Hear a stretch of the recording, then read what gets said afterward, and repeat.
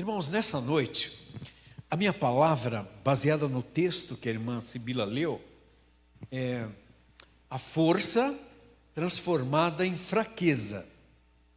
Força transformada em fraqueza. É interessante, quando a gente fala de força, de fortões, e eu vejo uns camaradas sarados aí, e eles costumam andar até empinados, né? Peito estufado, sarados, bonito até de ver, né? Um camarada sarado. Mas parece que ele se concentra tanto naquilo que parece que a cabeça dele não acompanha o desenvolvimento da força. Mas eu vou falar sobre isso, porque o personagem que foi lido nessa noite na Bíblia, ele era ultra sarado. E era cabeludão, olha, cabeludo. Força.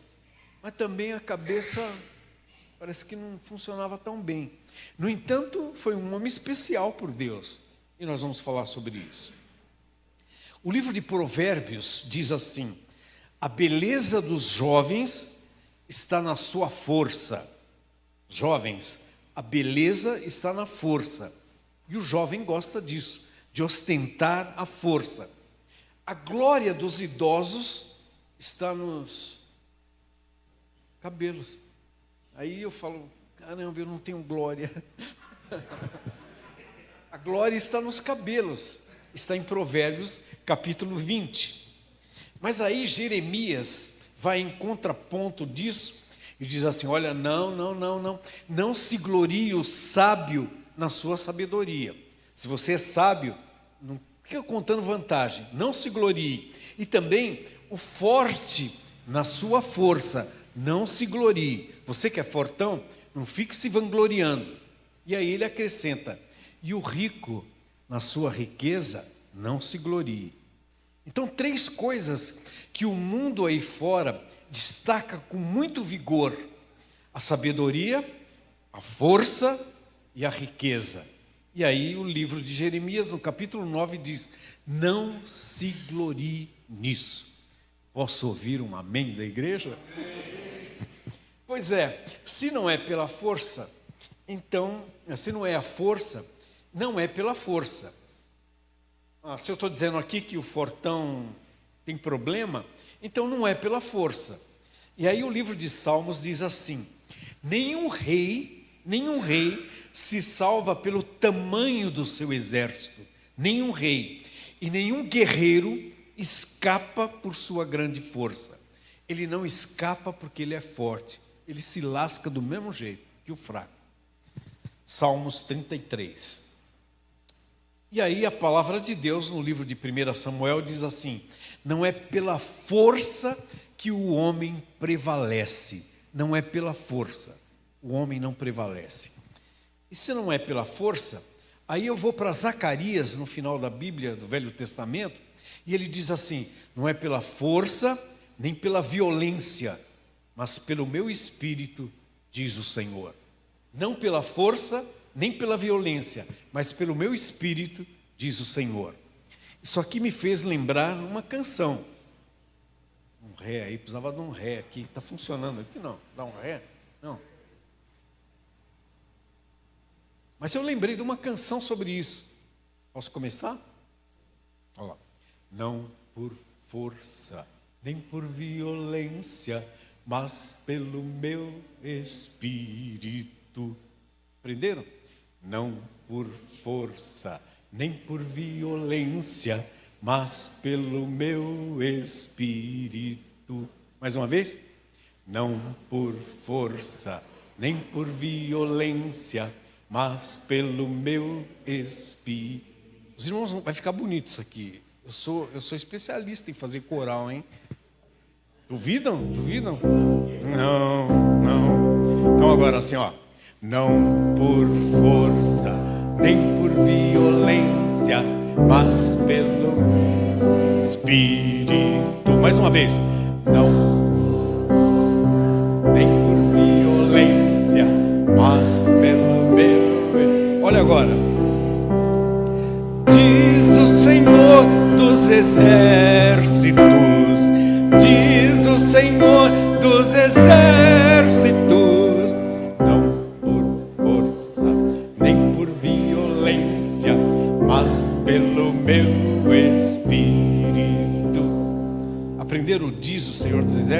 solta a voz. Mais uma vez, vamos lá. Não por força, nem por violência, mas pelo meu Espírito. Mais uma vez. Não por força, nem por violência, mas pelo... Olha o diz. Espírito, diz o Senhor dos exércitos, diz o Senhor dos exércitos, não por força, nem por violência, mas pelo meu Espírito.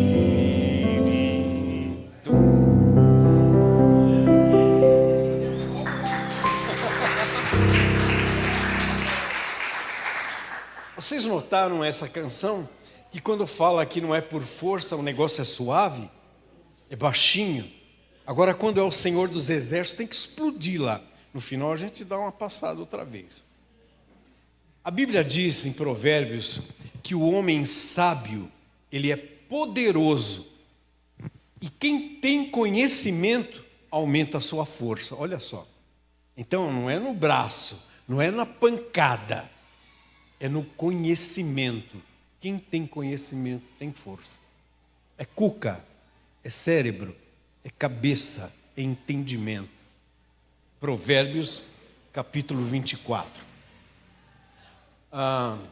Mas eu quero contar a história desse homem fortão para os irmãos entenderem.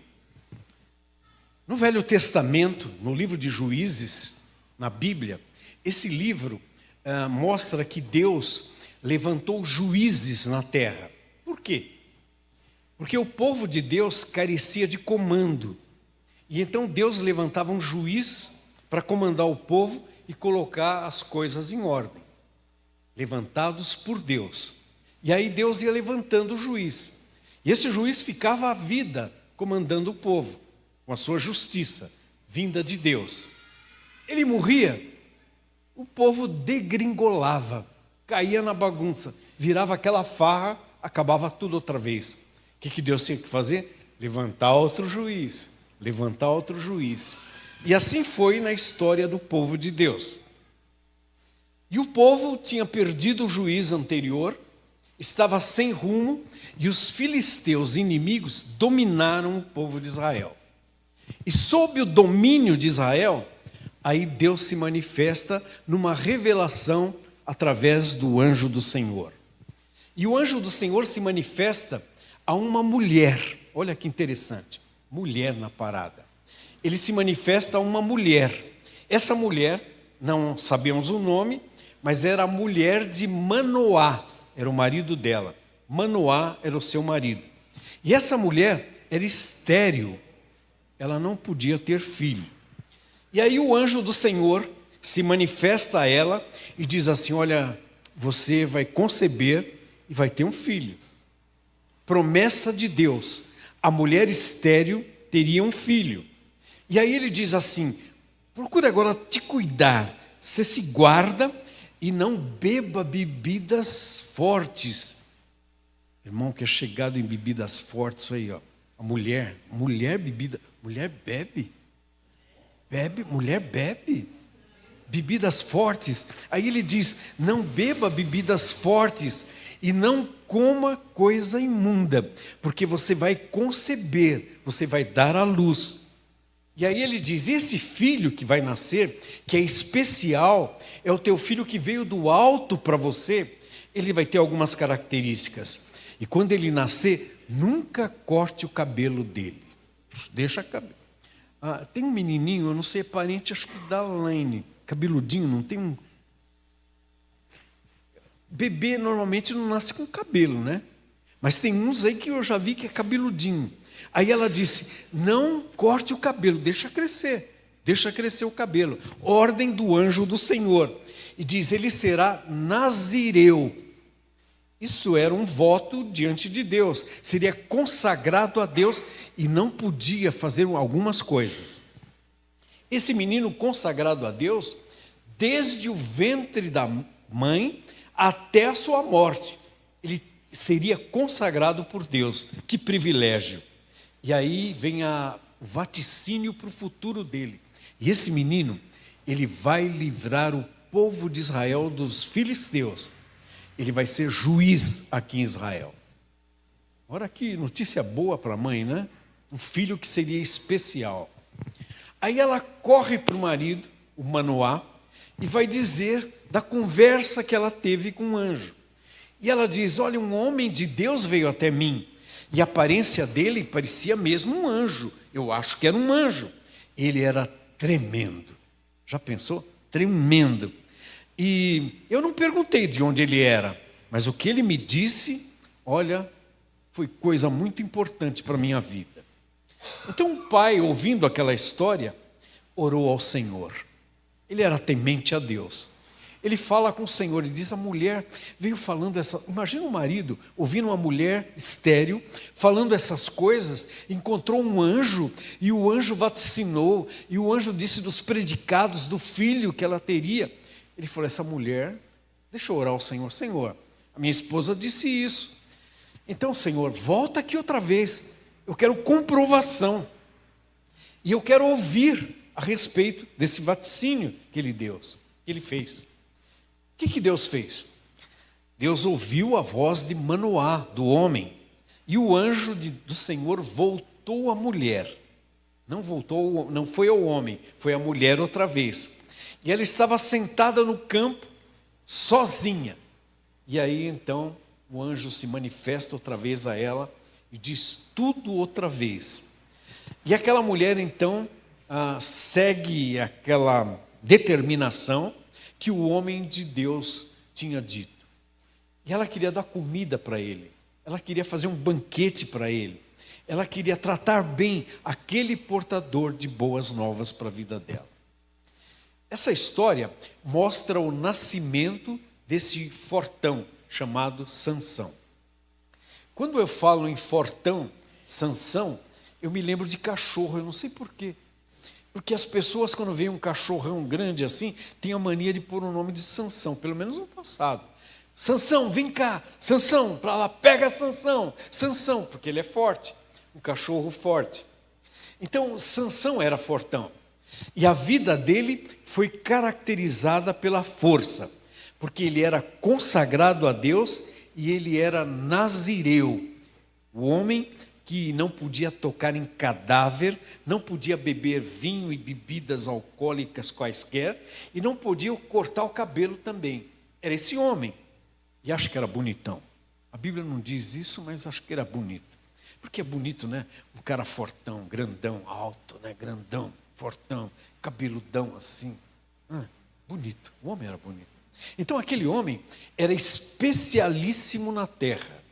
Imagine aquele homem na terra, todo mundo apreciando aquela figura exótica. Mas Sansão cresceu num lar piedoso, que os pais dele andavam com Deus. Esse homem poderoso, tão forte, tão qualificado, na vida dele, ele cometeu alguns atos que não condiziam com toda a profecia de Deus para ele. Ele era frouxo nos compromissos, ele transigiu com o pecado, ele anestesiou a sua consciência, ele caminhou em direção ao abismo, ele desceu aos lugares mais baixos e ele se tornou alguém no lodaçal do pecado de alguma maneira. Era o homem de Deus e, no entanto, não seguiu o parâmetro de Deus. Isso acontece muitas vezes com as pessoas. As pessoas têm aquele temor a Deus, aquela contrição com Deus, mas de repente são levadas por vozes, por interferências externas e começam a despencar na vida e caem no lodaçal. Eu estava vendo, eu vejo muito pouco televisão, mas aí outro dia a Ruth saiu com a Trícia e eu fiquei só. Aí eu fui lá, fiquei fuçando, aí Netflix, Aí Netflix, estou aprendendo a mexer naqueles negócios. Aí apareceu um filme lá de negros norte-americanos. E o homem era detento, estava 15 anos na prisão. E na prisão ele não teve nada que o qualificasse para melhoria de vida. Até que um presidiário que estava lá, bem idoso, de muito tempo. Esse presidiário aprendeu a jogar xadrez e começou a jogar xadrez. E o homem era bom.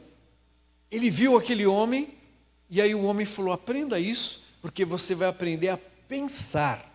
Quantos irmãos jogam xadrez aqui? Tem alguns aqui, hein? Xadrez é bom para pensar.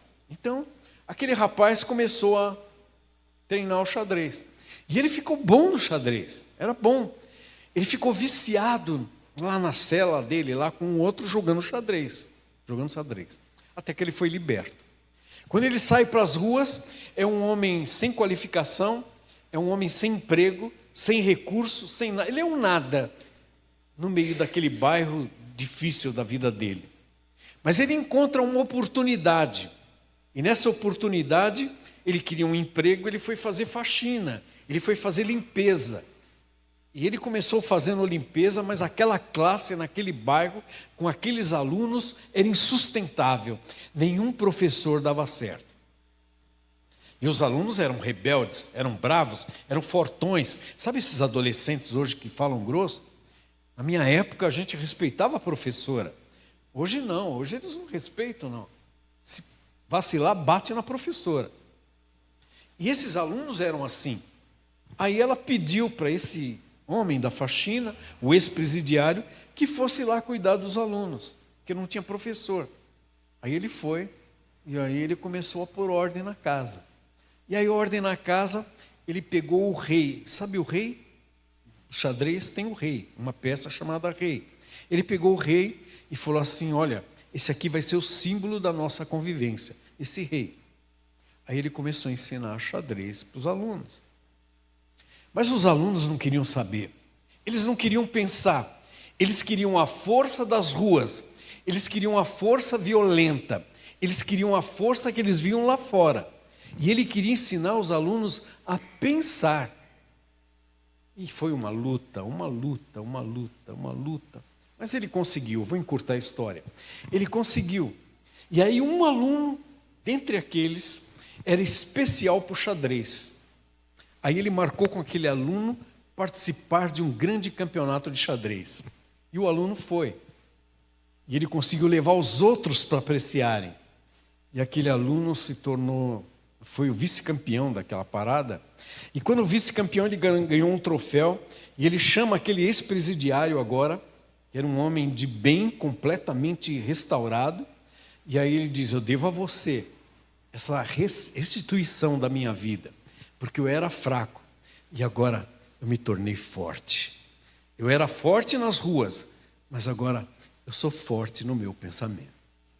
Então, irmãos, quando a gente fala em força, aí a palavra de Deus é pródiga nisso, que você tem que pensar, até para o evangelho, para a vida cristã. O apóstolo Paulo diz assim: transformai-vos pela renovação da vossa mente. É cuca, é cérebro, não é decoreba não é recitação gratuita não, é cérebro. Você tem que pensar, um grande imperador do passado, ele estava preocupado porque a religião cristã, o movimento cristão, estava se propalando, isso há séculos atrás, e ele não suportava aquilo daqueles cristãos. E ele disse assim: vamos exterminar esses cristãos, vamos acabar com eles, vamos persegui-los. Aí ele fez isso, mas não conseguia. Aí o camarada que era o algoz disse para o rei assim, olha, para o imperador, eu não consigo fazer isso, porque esses aí, eles pensam. Aí ele disse assim, que desgraça, essa religião veio ensinar esse povo a pensar, e eles estão pensando, e eu quero dar ordem para eles, e eles não consigo, porque eles pensam, e o evangelho você tem que pensar, irmão e amigo. Então esse homem, ele quebrando os votos de consagração a Deus, ele começou a traçar um caminho torto para ele. Por exemplo, ele não podia tocar em cadáver. Mas aí ele quebrou esse primeiro voto da consagração, quando ele passa pelo caminho e ele vê um leão morto, a caveira de um leão morto. E aí ele passa ali e vai mexer naquilo, e ali ele pega o mel que abelhas estavam fazendo ali, e aí ele sai comendo aquilo ainda. Isso aí está na Bíblia e eu não quero me estender sobre isso. Ele foi procurar doçura e prazer naquilo que era contra o procedimento que Deus tinha falado para ele, era contra. E ele foi contra o procedimento para se alimentar da doçura daquele momento. Com isso, eu faço o paralelo de que muitas vezes, para a sua vida, para a nossa vida, nós agimos em favor da doçura aparente, que fere os nossos princípios completamente. E nós ultrajamos a nossa vida e a nossa caminhada. E esse foi o primeiro ponto dele. Ele quebrou um segundo voto de consagração, quando ele participou de um banquete de 7 dias, regado a vinho, bebidas, seguindo a moda dos jovens da sua época. Irmãos, isso é outra armadilha que nós temos. Quando eu falei aqui, mulher bebe, olha, eu não sei, acho que elas bebem, eu acho que bebem. Mulher fuma, acho que elas fumam. Mulheres participam das noitadas aí regadas a bebida, participam. E assim, os jovens são atraídos por isso e dá-lhe bebida, dá-lhe bebida, dá-lhe bebida. E elas tomam bebida e todos bebem. Ele era jovem e naquela época, tanto tempo atrás, ele participou disso. Mas ele quebrou um terceiro voto que maculou completamente a sua consagração. Eu estou falando de um homem especial. E aí ele se juntou a prostitutas lá em Gaza. Gaza. Sansão era um gigante de Deus. No entanto, era um homem passível de tantas fraquezas e pecados que ele podia cometer. Ninguém podia subjugá-lo. Ninguém podia com ele. Ele conseguia abater muitas pessoas com a força dos seus braços e das suas mãos. Pois bem, esse homem que era tão forte, ele se tornou um homem comum e fraco, impotente, porque ele acabou subjugado pelo inimigo. Até que ele encontra uma mulher, e aí entra a parada para os homens. E essa mulher que ele encontrou era dos filisteus, dos inimigos. E quando ele encontra essa mulher, ele disse para os pais, encontrei e eu quero essa mulher. O cara era fortão, falava grosso, vai com a mulher. E foi. E essa mulher se chamava Dalila. Pois bem, essa mulher, ela era dos filisteus que subjugavam Israel. E essa mulher, então, queria saber o segredo da força dele. E os príncipes lá dos filisteus ficavam no ouvido dela para que ela conseguisse tirar dele o segredo da força que ele tinha. E no texto lá que foi lido, se você seguir lá depois em casa, vai ver que houve várias tentativas daquela mulher para engrupir o seu marido. Aí eu fico pensando, será que mulher também tem esse ardil de engrupir marido? Mulher faz isso? Não acredito. A mulher casou ali, deu sim para o marido, depois ela usa de ardil para engrupir o marido. Será que há? Estou vendo gente balançar assim a cabeça. E já havia naquela época. E aí a mulher, então, sutilmente pergunta para ele, acho que ali na hora do bem bom, no ouvido dele diz, Sansãozinho do coração, essa força que você tem, qual o segredo? Aí ele, esperto também, falou assim, faz umas trancinhas aqui, e tudo bem no meu cabelo, aí a força se vai. Ela fez. Quando os inimigos vieram para subjugá-lo, o homem se levanta fortão e acaba com tudo. Vem uma segunda vez, você me enganou, Sansãozinho, você me enganou. A mulher dizendo, mas ele não era bom de cabeça, acreditou nela. Aí falou, fala para mim, fala a verdade agora, fala a verdade. Aí ele fala, não, se você fizer assim, ele fez. Ela fez. Resultado, nenhum. A força dele prevaleceu. E assim foi, até que chegou o ponto que ele falou a verdade. E o homem é assim. Não é um homem, não, eu digo, água mole, bate em pedra dura, tanto bate E é assim, pois é, e o homem também é assim, bate no homem, você vai batendo, daqui a pouco ele cede. Cedeu. E o que ele fez? Ele falou a verdade. Hã?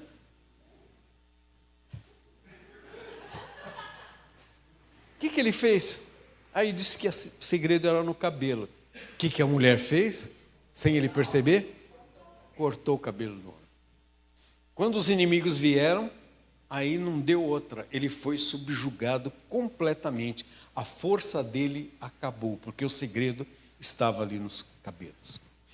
Os inimigos, quando tomaram aquele homem, subjugaram, eles furaram os olhos dele e colocaram amarrado. E ele ficou ali no tronco amarrado, agora com os olhos vazados. Perdeu toda a sua força. Aí eu fico pensando, como é que o homem que era escolhido por Deus para ser o juiz em Israel, o libertador do povo contra os filisteus, agora era subjugado e de olhos vazados. Dá para acreditar num fracote desse agora? Não tinha força nenhuma mais. Não servia mais para nada. Era para a morte. No entanto, está ele lá, amarrado, no tronco. E aí os filisteus vão comemorar em festa. Príncipes, a realeza, todos cultuando ao Deus deles, Deus chamado Dagon. Cultuavam ao Deus deles, a alegria de ter subjugado o fortão de Deus. Sansão estava nas suas mãos. Sansão, aquele que eliminava os inimigos, tomava conta das terras, agora estava em suas mãos.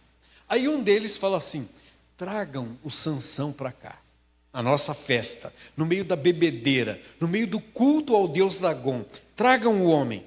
E aí desamarraram Sansão e levaram lá para o meio do salão. Está certo que ele não podia ver, mas ele podia sentir. Ele podia ouvir a hostilidade toda do povo. E imaginem a vergonha que passava dentro desse homem, do coração desse homem. O homem de Deus agora sendo humilhado perante todos os inimigos. E eu fico pensando, como é que Deus ia fazer para fazer um milagre acontecer, para esse homem voltar a ser o que ele era? Então Sansão, que sempre menosprezava, agora eles brincavam com ele. Sansão, quando fazia as coisas, não dava bola para eles. Agora ele era o alvo da brincadeira. E então, naquele momento crucial, Sansão cai em si. Naquele momento, eu acho que pela primeira vez, naquele momento, vem a consciência dele cauterizada. Agora vem a consciência dele, aquilo que Deus quer dele. E ele disse assim: Senhor, eu quero te fazer um pedido. Senhor, me ajuda agora. E eu quero agora apalpar essas colunas, 2 colunas que sustentavam aquele prédio. Ele falou: eu quero apalpar as colunas. E eles desamarraram lá e ele conseguiu apalpar as colunas para mostrar, para encostar nelas. Era um pedido inocente, aparentemente. O salão de festas cheio, Sansão encostado ali, e ele ora a Deus. E quando ele ora a Deus, ele diz assim: Senhor, agora Senhor, lembra-te de mim. Eu estou em desgraça, eu estou com os olhos vazados, eu não tenho mais força, eu não sou ninguém, e sou alvo de toda a chacota desses inimigos. Agora Senhor, lembra-te de mim, Senhor, lembra de mim. Fortalece-me mais uma vez, dá-me força outra vez, e que haja vingança aqui nesse momento pelos meus olhos que eu perdi. Era o clamor dele a Deus, oração desesperada em busca do socorro de Deus. É interessante isso, porque é nesses momentos que a gente busca a Deus, já perceberam? Quando eu sou fortão, eu sou o bambambam, eu sou o tal, eu ganho dinheiro, eu tenho poder, eu tenho recurso, eu não quero saber de Deus coisa nenhuma. Mas quando eu vou para pior, eu estou necessitado, eu estou no hospital, eu estou com aquela determinação de morte, aí eu me lembro de Deus. Aí eu quero pedir para Deus, aí eu quero clamar a Deus. Nessa hora, Sansão assim fez. Depois da oração, irmãos, ele encosta nas 2 colunas, ele enlaça as 2 colunas, que não deviam ser distantes, ele enlaça e diz assim: que eu morra agora, e todos esses filisteus. Quando ele fez isso, a força do Senhor entrou nele, a estrutura toda balançou e aquilo caiu sobre todos. E a Bíblia diz assim: ele matou mais gente na morte dele do que na vida. Naquele momento crucial, o resultado foi mais mortos na sua morte do que eliminados por ele em vida. A fraqueza se tornou a sua força. Quando eu digo isso, eu quero dizer que nos momentos de fraqueza que nós temos, o momento que a gente está na retaguarda, que a gente está cheio de dedos, está apavorado, é nesse momento que Deus se manifesta. É esse momento que Deus usa. O livro de Jó. Tá certo. O livro de Jó diz assim: acaso o Jó, o sofredor, será que eu tenho força, a força da pedra? Eu não tenho mais. Ele estava acabado, Jó.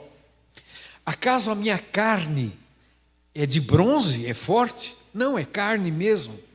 Será que há um poder por aí que me ajude agora que os meus recursos se foram? Será que há? Era a pergunta de um homem desesperado chamado Jó. Em miséria, em desgraça. Será que há algum poder que possa me ajudar agora nessa desgraça? Muitas pessoas estão assim. Talvez até um amigo aqui que não está numa situação muito difícil, mas está em dificuldade. E você está dizendo assim: será que tem alguma forma, algum poder que possa me ajudar agora? Talvez seja a falta de dinheiro, talvez a falta de emprego, talvez um relacionamento rompido, talvez uma doença, uma enfermidade. E a sua oração é a mesma. Será que há? Era o que Jó dizia. E o que eu quero mostrar nessa noite é que existe a possibilidade. E aí o Senhor, o livro de Zacarias, no hino que nós cantamos, diz assim: então, meu amigo, saiba que não é pela força, não é pela violência, mas é pelo meu espírito, diz o Senhor. E aqui eu misturo as bolas e eu entro também para as orações e para as necessidades. Irmãos, o meu sobrinho, o Nelson, por quem nós temos orado aqui frequentemente, câncer, medula, né? E um monte de coisa, aí se extravasou por todo o corpo. Ele teve uma melhora um tempo atrás, quando nós orávamos, ele teve uma melhora. Nessa melhora nasceu a sua filhinha. Ele conheceu a filhinha, pela graça de Deus. Pôde brincar com ela por um tempo. Mas aí recentemente o câncer voltou agora contaminando muitas partes do seu corpo. Ele foi internado, há não muito tempo agora, e nessa internação o médico chegou a um veredito que era muito grave. Não tinha jeito. Ele fez aniversário na semana passada. A sua irmã mandou uma mensagem para que nós mandássemos textos para ele. E eu mandei um texto de vaticínio, de profecia para ele.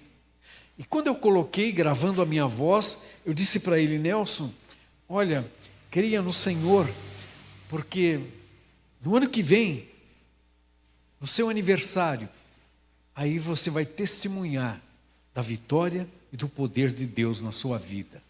E falei outras coisas. Eu acreditava nisso e creio nisso. Mas aí as notícias vieram ao contrário. Ele piorando. E hoje veio a pior notícia. A pior notícia é que os médicos fizeram tudo o que podiam. Reuniram a família e disseram assim: nós não podemos entubá-lo, nós não podemos dar quimioterapia nele, não podemos fazer nada. Agora tem que esperar o seu coração parar de bater. E vamos cuidando daquilo que é superficial. Pode trazer a filhinha dele, que vai completar 1 ano daqui a uns dias. 1 ano daqui a uns dias. Pode trazer a filhinha, colocar perto dele.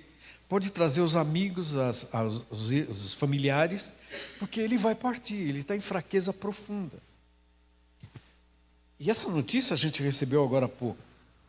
Aí eu fico pensando aqui agora, ele está na fraqueza, no pior fraqueza da vida dele.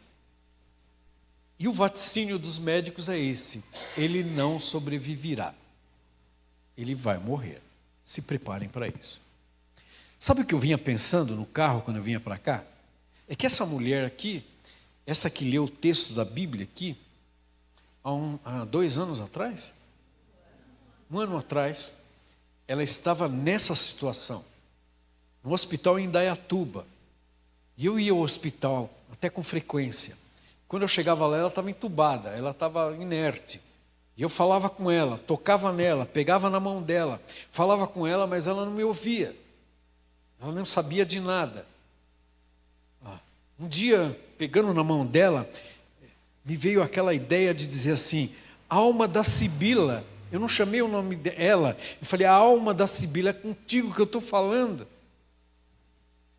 O Espírito de Deus, o teu espírito, alma da Sibila, o espírito que está aí, é a luz do Senhor que esquadrinha, que examina o mais íntimo do ser. Vai agora nas partes dela, examina, restaura, recupera, sara.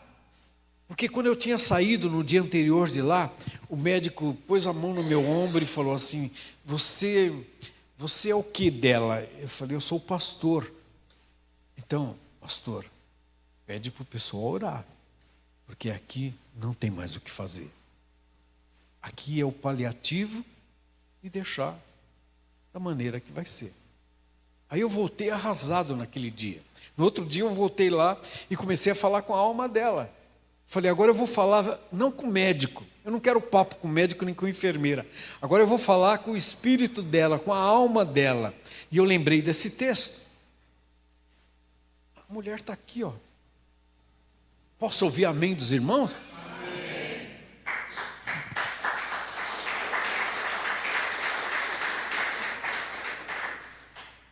O que eu estou dizendo com isso é que o Senhor pode fazer. E no caso do meu sobrinho que está lá, que nós estamos esperando essa notícia fatal, ele ainda não teve essa experiência de Cristo no coração. Ele é conhecedor intelectualmente, mas ele não teve a experiência. E eu tenho orado assim: Senhor, a oportunidade de vida para ele é que ele te conheça, é que ele consiga ter o afago teu, é que ele consiga ter o entendimento de quem tu és.